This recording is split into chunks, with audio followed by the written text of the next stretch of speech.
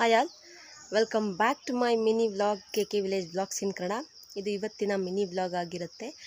So ತುಂಬ ದಿನಗಳ ಹಿಂದೆ ನಾನು ನಮ್ಮ ಕೈತೋಟ ಅಂದರೆ ಹಣ್ಣಿನ ಗಿಡಗಳನ್ನು ಹಾಕಿರೋದನ್ನ ನಿಮಗೆ ತೋರಿಸಿದ್ದೆ. ಸೊ ಇವತ್ತು ಅವು ಎಷ್ಟು ದೊಡ್ಡದಾಗಿದೆ ಬೆಳೆದು ಅಂತ ತೋರಿಸ್ತೀನಿ. ತುಂಬ ದಿನ ಆಗಿತ್ತು ನಾನು ಮಿನಿ ವ್ಲಾಗನ್ನು ಮಾಡಿ. ಸೊ ನೋಡೋಣ ಬನ್ನಿ. ನೋಡಿ, ನಮ್ಮ ಪಪ್ಪಾಯ ತುಂಬ ಚಿಕ್ಕದಿತ್ತು. ನೀವು ಪ್ರೀವಿಯಸ್ ವಿಡಿಯೋ ಮಿನಿ ವ್ಲಾಗಲ್ಲಿ ನೋಡಿದರೆ ಗೊತ್ತಿರ್ಬೋದು ಎಷ್ಟು ದೊಡ್ಡದಾಗಿ ಬೆಳೆದಿದೆ ನೋಡಿ.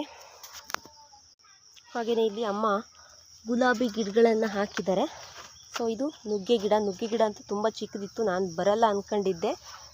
ಸೊ ಚೆನ್ನಾಗಿ ಬಂದಿದೆ, ಇಷ್ಟು ಎತ್ತರವಾಗಿ ಬೆಳೆದಿದೆ. ಸೊ ಇದು ಇನ್ನೊಂದು ನುಗ್ಗೆ ಗಿಡ.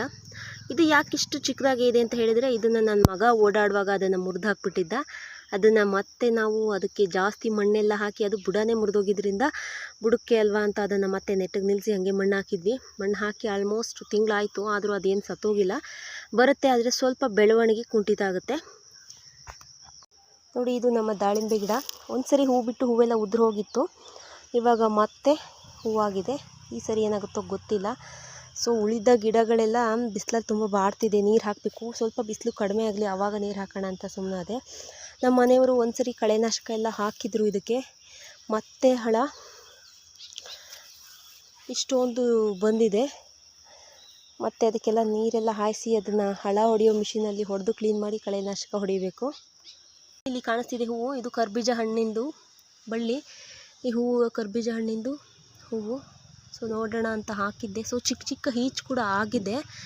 ಅದು ಕಾಯಿ ಬಿಟ್ಟ ಮೇಲೆ ಯಾವ ರೀತಿ ಅಂತ ತೋರಿಸ್ತೀನಿ ನಿಮಗೆ. ಇಲ್ಲಿ ಮೆಂತ್ಯ ಸೊಪ್ಪು, ನೀವು ಇದನ್ನು ಹಳ ಅಂದ್ಕೊಂಬೇಡಿ, ಮೆಂತ್ಯ ಸೊಪ್ಪು. ಸೊ ಅದು ಸ್ವಲ್ಪ ಏಜ್ ಆಗಿ ಅದು ಗಟ್ಟಿ ಇದೆ ಅಂತ ನಾವು ಕೀಳಲಿಲ್ಲ, ಅದನ್ನು ಹಾಗೆ ಬಿಟ್ಟಿದ್ದೀವಿ. ನೋಡಿ, ಇಲ್ಲೂ ಕೂಡ ಒಂದು ಪಪ್ಪಾಯ ಗಿಡ. ಹಾಗೆಯೇ ಇಲ್ಲಿ ಇದ್ದಂಥ ಮೆಣಸಿಕಾಯಿ ಗಿಡ, ಮುಳ್ಗಾಯಿ ಗಿಡ.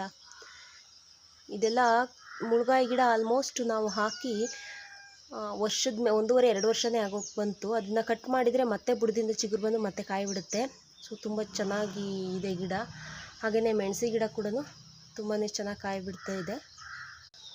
ಸೊ ಈ ರೀತಿಯಾಗಿ ಕೈ ತೋಟವನ್ನು ಮಾಡ್ಕೊಳ್ಳೋದ್ರಿಂದ ನಾವು ಹೊರಗಡೆಯಿಂದ ತರಕಾರಿ ಅಥವಾ ಹಣ್ಣಿನ ಗಿಡಗಳನ್ನ ಹಾಕೊಳ್ಳೋದ್ರಿಂದ ಹಣ್ಣನ್ನು, ಹಾಗೆಯೇ ತರಕಾರಿ, ಸೊಪ್ಪು ಇದು ಯಾವುದನ್ನು ಹೊರಗಡೆಯಿಂದ ತರೋ ಅವಶ್ಯಕತೆ ಇರೋದಿಲ್ಲ. ಸೊ ನಾವು ಯಾವಾಗಲೂ ಮುಳ್ಗಾಯಿ ಗಿಡ, ಹಾಗೆಯೇ ಟೊಮ್ಯಾಟೊ ಗಿಡ, ಮತ್ತು ಮೆಂತ್ಯ ಸೊಪ್ಪು, ಸಬ್ಬಸಿಗೆ ಸೊಪ್ಪು, ಸಾಂಬಾರು ಸೊಪ್ಪು ಇದನ್ನೆಲ್ಲ ಆಲ್ಮೋಸ್ಟ್ ಆದಷ್ಟು ಮನೇಲೇ ಬೆಳೆಯೋದಕ್ಕೆ ಟ್ರೈ ಮಾಡ್ತೀವಿ. ಕೆಲವೊಂದು ಸಲ ಅದು ಹಾಕಿದಾಗ ಸರಿ ಇಲ್ದೇ ಅದು ಬರಲ್ಲ. ಸೊ ಆವಾಗ ನಾವು ಹೊರಗಡೆಯಿಂದ ತರಬೇಕಾದಂಥ ಪರಿಸ್ಥಿತಿ ಬರುತ್ತೆ.